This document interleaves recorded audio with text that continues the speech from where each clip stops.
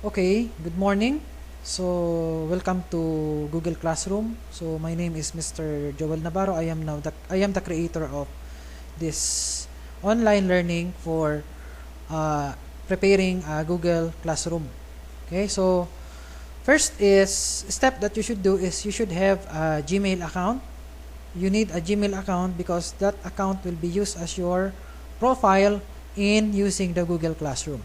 So, first step is you log in your Google Classroom.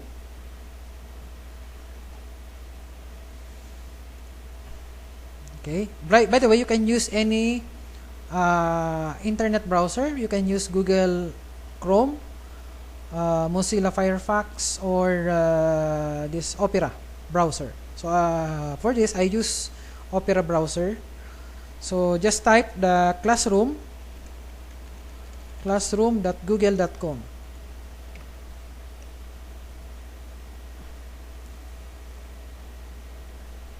Then log in your Gmail account. Let's say example me.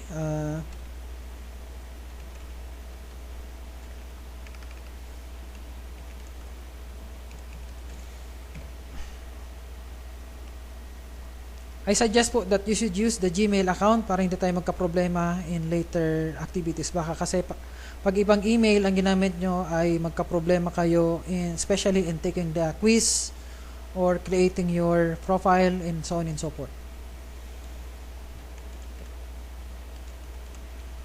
Okay?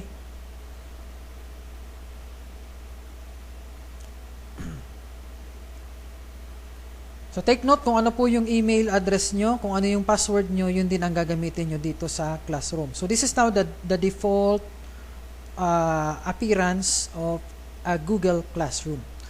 So how will you join my class? So just click this plus, itong plus na ito, and click the sumali sa class, or pag English po ito, join. No?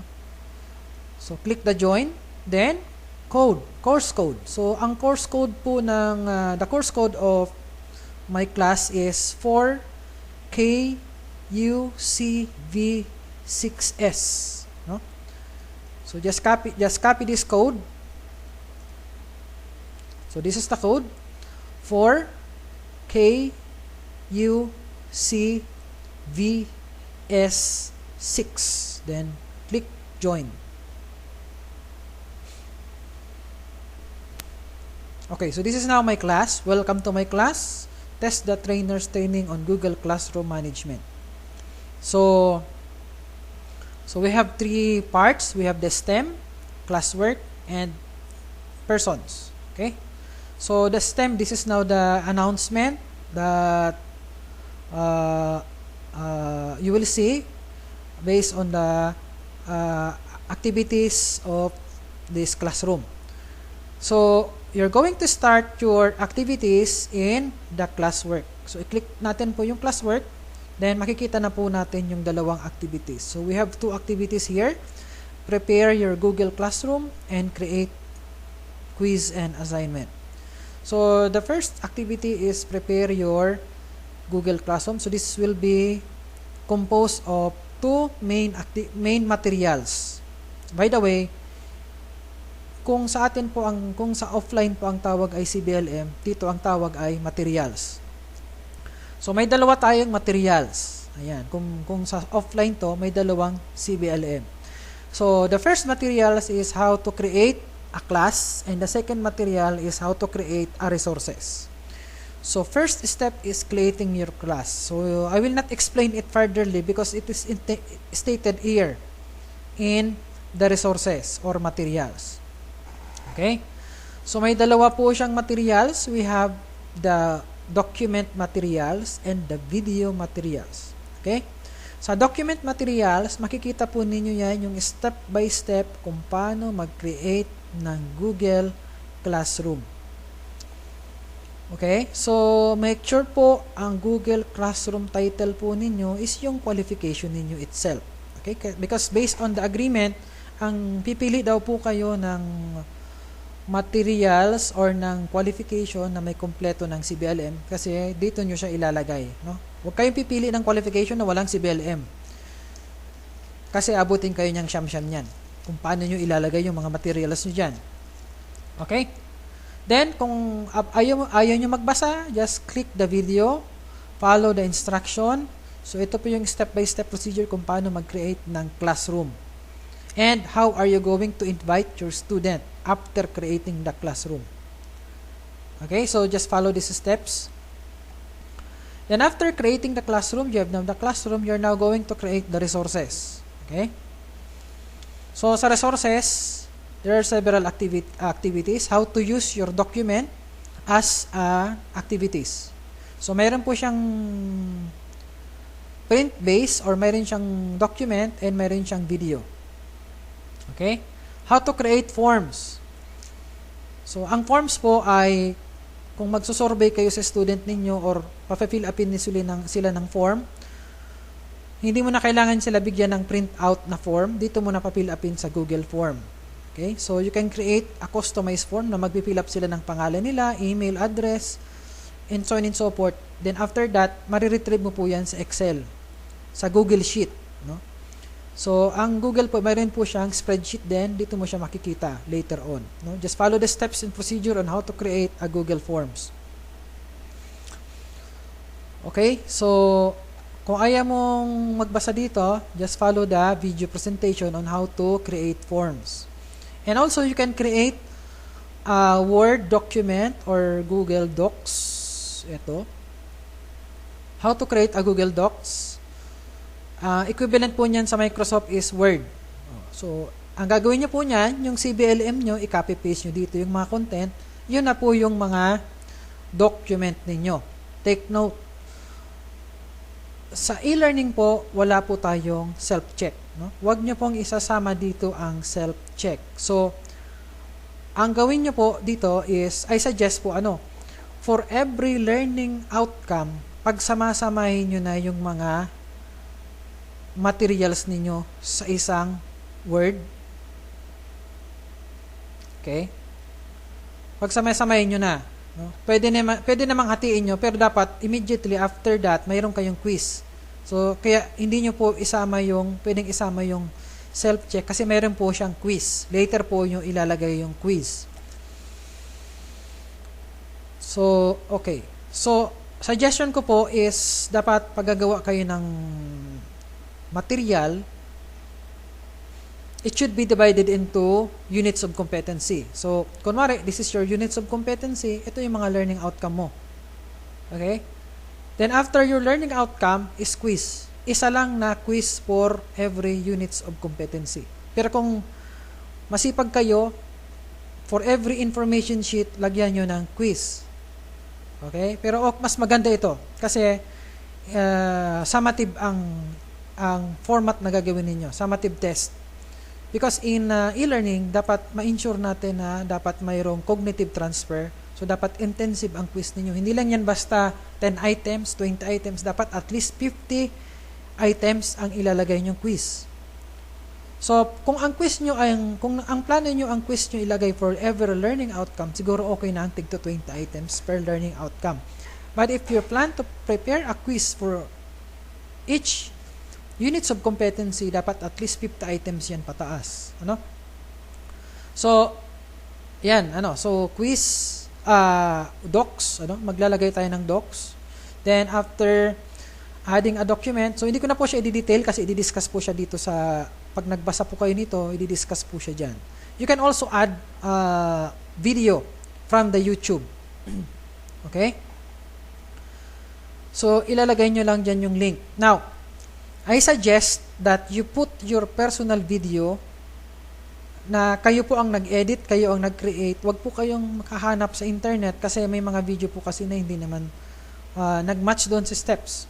No? Siguro alam naman natin kung paano mag-upload ng video sa YouTube. So, you upload your video to YouTube, get the link, then paste the link to your Google Classroom. So, that will be used as your learning materials. Okay? So, you can also add spreadsheets or slideshow presentation here. So, the same procedure din siya sa paggawa ng PowerPoint presentation sa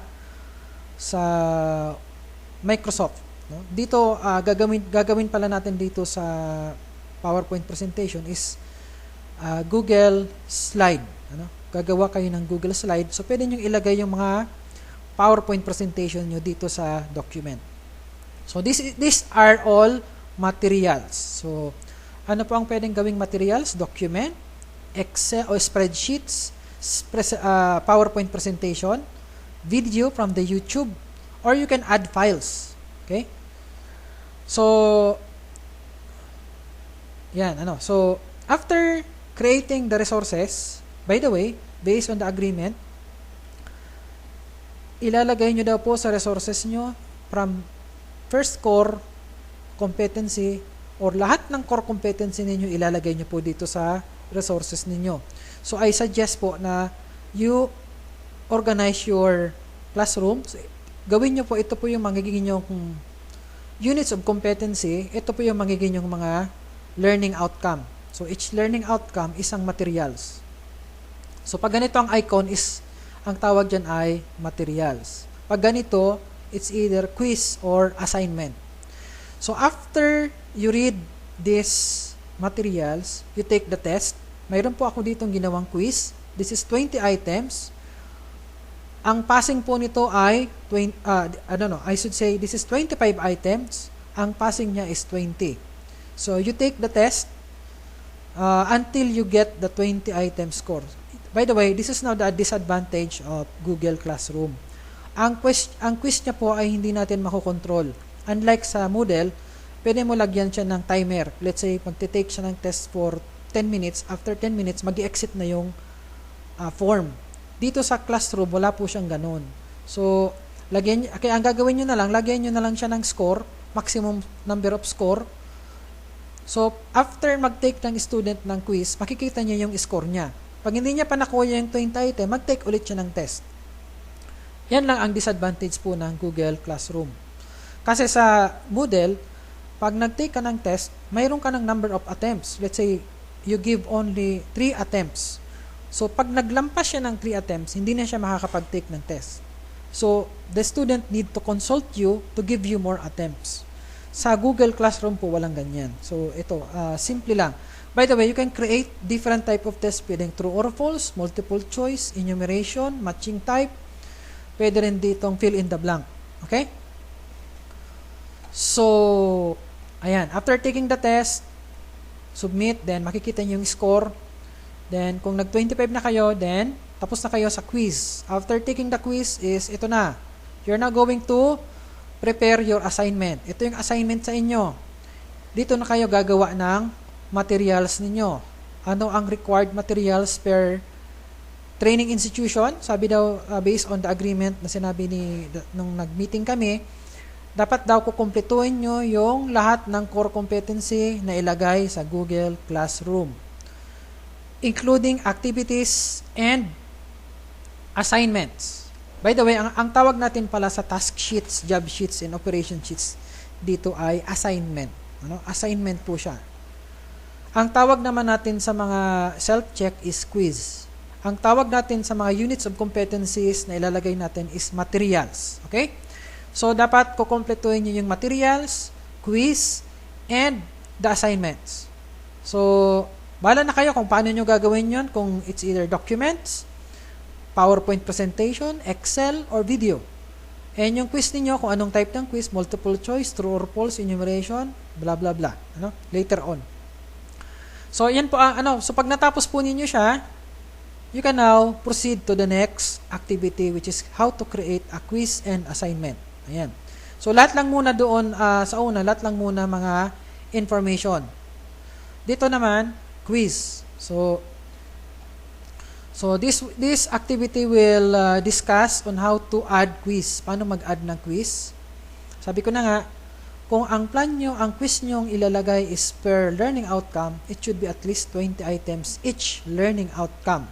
Example, sa TM, mayroong 6 core competencies ang TM. Kunwari, each competency mayroong 5 learning outcome. So therefore, mayroon kayong 30 learning outcome na gagawin. So, mayroon kayong gagawing 13 quiz. So, kung per learning outcome po ang ilalagay nyong quiz, it should be 20 items each. Pero kung per unit of competency, should be 50 items above. Okay?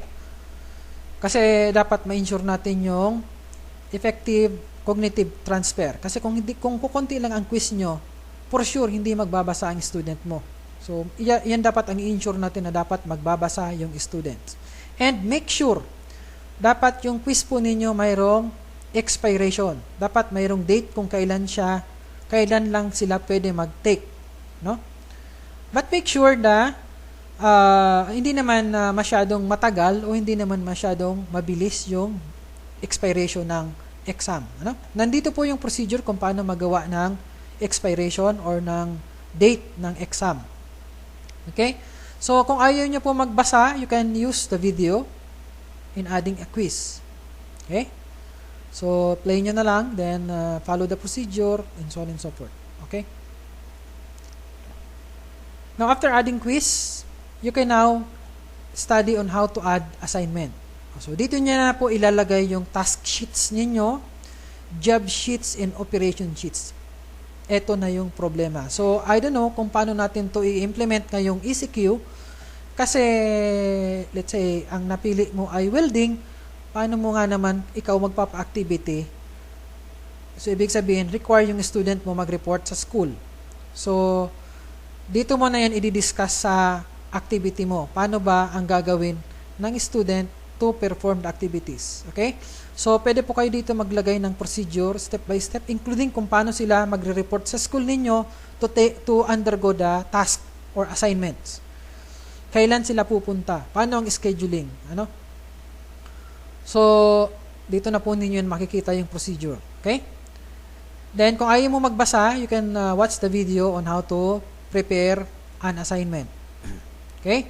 Now, by the way, ang assignment po pala, pwede mo siya lagyan ng expiration date, kung hanggang kailan lang siya gagawin. Welcome to another step.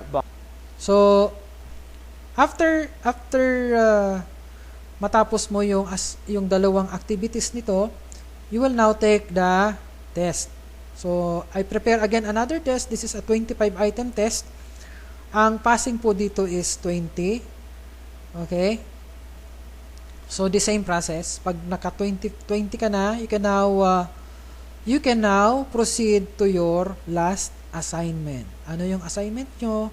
Ito na po. Gagawa na po kayo ng quiz. So, kayo na po ang bahala kung per learning outcome or per units of competency.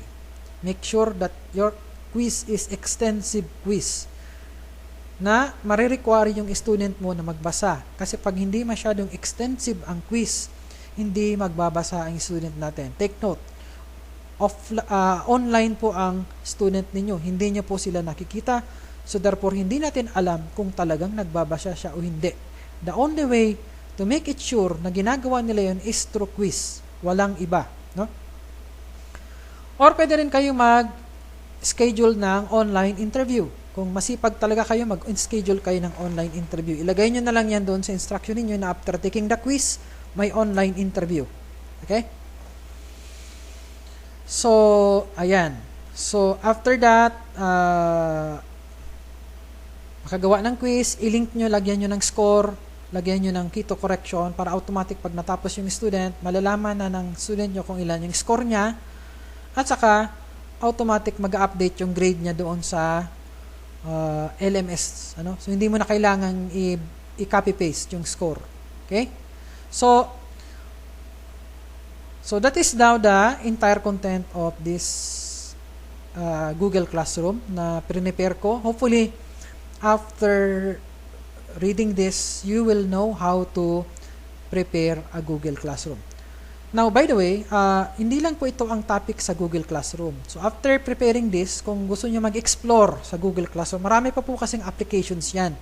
You can add several applications. Parang pareha sa Facebook, pwede kayo maglagay ng apps. Pwede kayo maglagay dito ng maraming apps. So, there are several websites that can be used. So,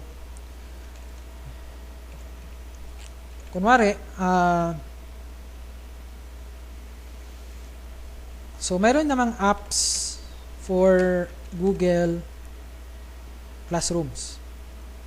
Okay? So, what you're going to do is just to explore, learn on how to use the different apps. Let's say this one.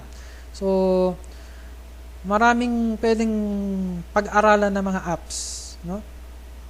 Now, by the way, if you are using the ordinary Gmail account, apps is limited, no?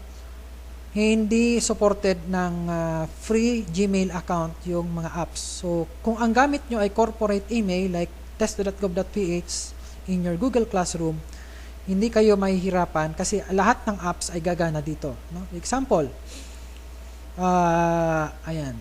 ito, Actively Learn. So, apps yan na magdadagdag ng mga animation doon sa materials ninyo, no? Then, kung gusto nyo lang i-modify yung quiz nyo, mayroon dito mga apps for the quiz. Okay, example,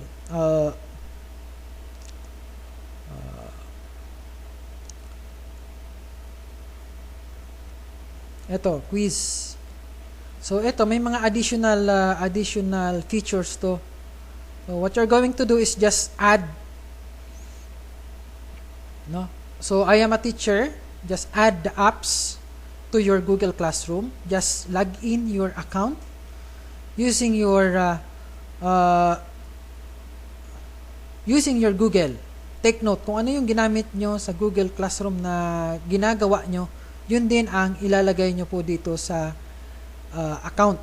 Para automatic, i-embed nyo na po yan doon sa, let's say, kunwari, let us try.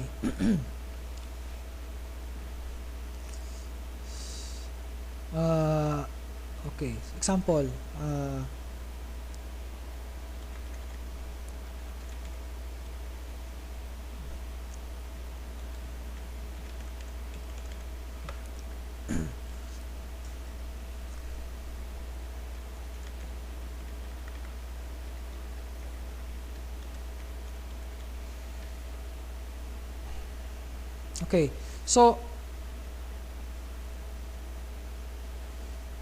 okay, so I will not try it, because there are several questions. So this one, you can add this one to your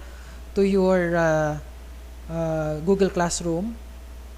So may mga features po yan na additional. So you can explore. Okay, so marami po yan. Pag-aralan nyo na lang po kung ano ang additional features po niya.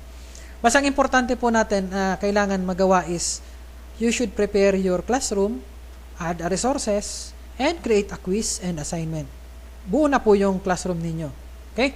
So hopefully, you learn from this classroom and hopefully at the end of the target deadlines, matapos po natin yung ating Google Classroom per institution. Thank you very much and mabuhay po tayo and good luck sa ating